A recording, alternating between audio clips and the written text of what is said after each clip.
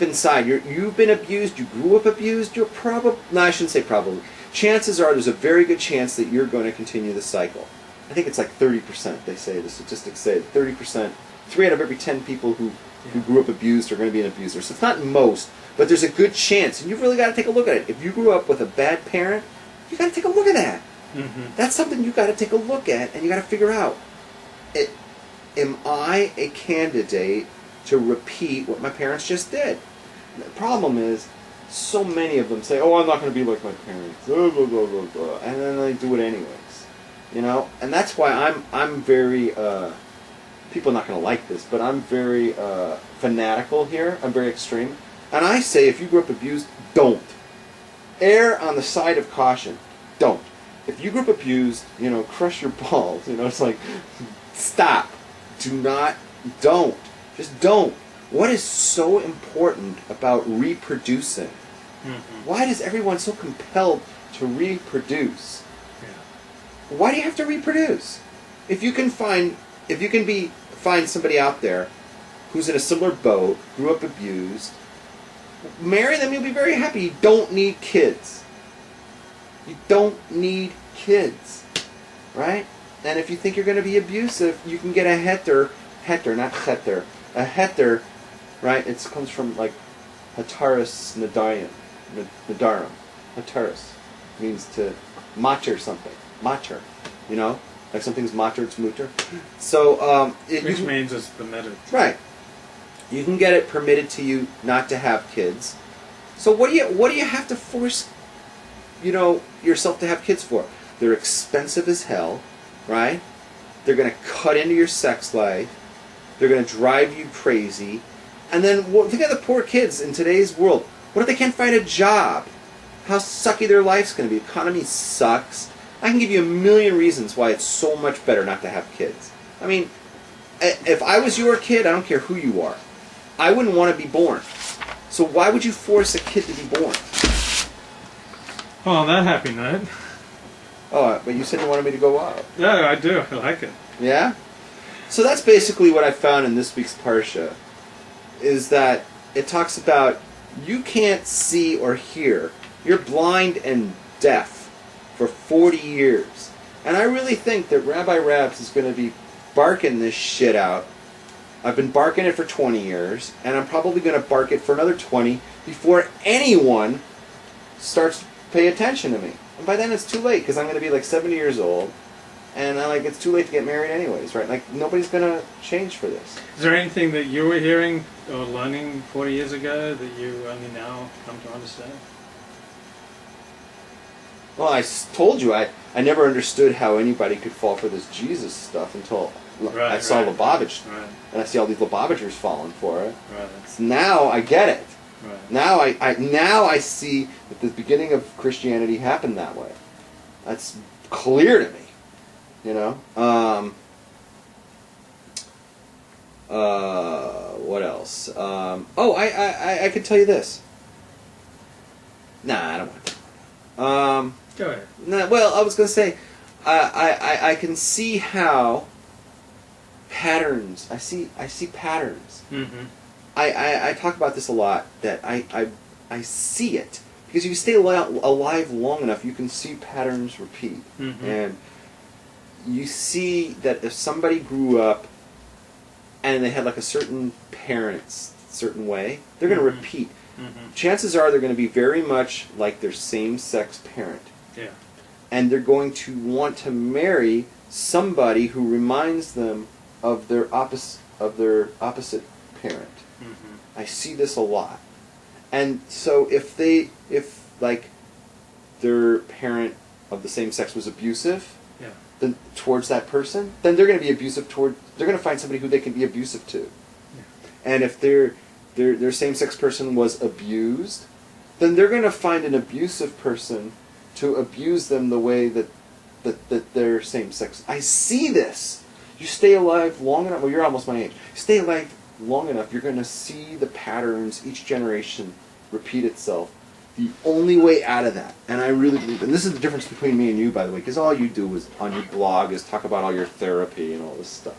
and you're like this guy who's like into therapy, and like I'm sure you spend like 90% of your money on therapy, and you think it's really doing something for you. I'm a changed man. Right? I think therapy is a crock of shit, and it's a waste of time and money. And the only thing it's good for is they just, brainwash you. You had, what, 13 years of it? They so brainwash you're not you. speaking from ignorance of therapy. Yeah, and I'm a psych degree guy, Yeah. And they just addict you, and you just keep going like a dog, roof, roof, and they train you to just keep going, spitting out money, My attitude is, forget all the therapy, it doesn't work. My attitude is... All therapy doesn't work? Well, I'm going to say, if you got something out of it, then good for you. I'm glad it worked for you. But I don't know if I could ever recommend therapy to anybody, because I don't see that it works. That's how my experience has been.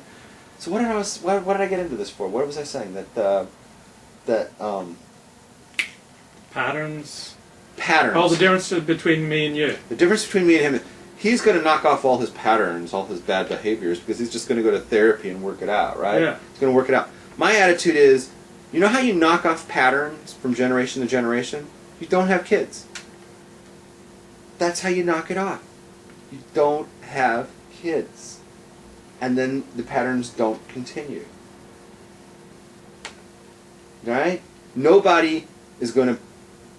I'm not going to have a son who's going to take after me and abuse his kids. Right? I'm not... You know what I mean? I'm not going to have a daughter who's going to take off after some bitch I married and be a bitch to some guy. It's not going to happen. That's how you stop patterns. You got bad patterns, stop it at the knees. What do you think about Brett Favre coming back? Wait, what transition? I think that guy's so full of shit. I'm so sick of...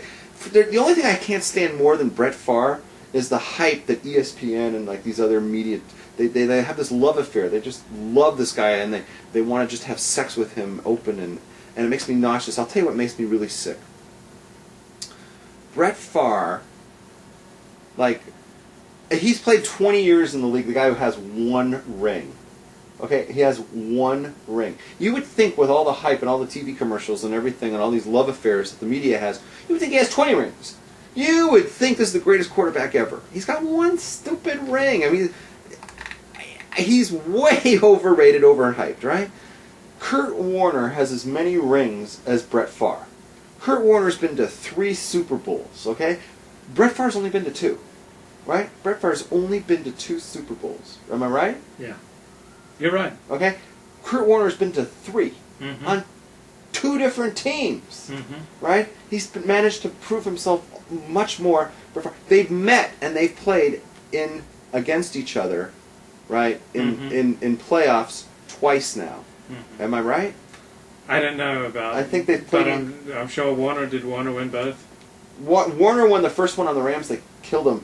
Brett threw like 7 interceptions against the Rams, and then this last year, I think that yeah, Green Bay. It wasn't Minnesota did not play Arizona. They didn't play last year. No, New Orleans beat Arizona. It was New Orleans that beat Arizona, so they didn't even play. Yeah. They didn't play. So you know what? Warner's got better numbers all the way around. He's done more in less amount of time. Played like half the time that Favre did. Has just as many rings. And he had like he was an MVP twice or whatever. He's got all the. Favre keeps getting all this media. Is he coming back? Is he not? Warner was also like we weren't sure if he was coming back, but you never hear about it. We weren't sure if Warner decides he's going to retire. It's like pushed to back of like page 8, right? It's like nobody knows that he retired.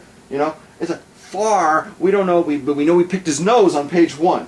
It's like I'm so sick of it. He's what he is. He is the quintessential. Drama queen. Drama queen and overhyped, over publicized. It's like an opera singer. It needs like the attention and the hand holding and please, Brett, we need you for another season. No, nobody's done. Very few people have done less to achieve that kind of notoriety, right? But he doesn't even scratch the surface of LeBron James. What do you think about LeBron James going to the Miami Heat? LeBron James is the all-time... Nobody in the history of professional sports has made more money for doing less than LeBron James. He's the king, King James. King of what? Tattoos? King of what? Commercials? He gets a lot of commercials and a lot of... He's got a good body, though. 7 years in the league, he's got 0 rings, right? He's got something else too. He's one of the few guys who ever was a pro